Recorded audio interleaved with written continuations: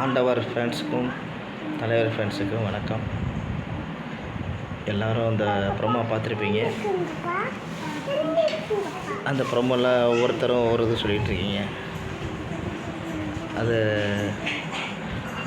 விட்டு கொடுத்து கமல் ரஜினிக்கு பண்ணிக்கிட்டு இருக்காருன்னு டைரக்டர் நெல்சன். ஆனால் நெல்சனோட முடிவு தான் அங்கே ரஜினி கமல் பண்ணிகிட்ருக்காங்க. நீங்கள் நல்லா அந்த ப்ரோமோவில் பார்த்தீங்கன்னா தெரியும்.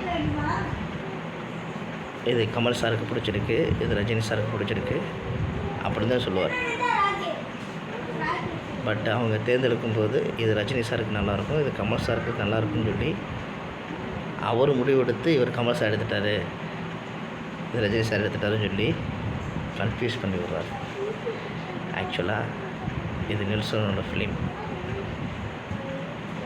நீங்கள் நல்லா பாருங்கள் அந்த ப்ரோமோவை, உங்களுக்கு புரியாது.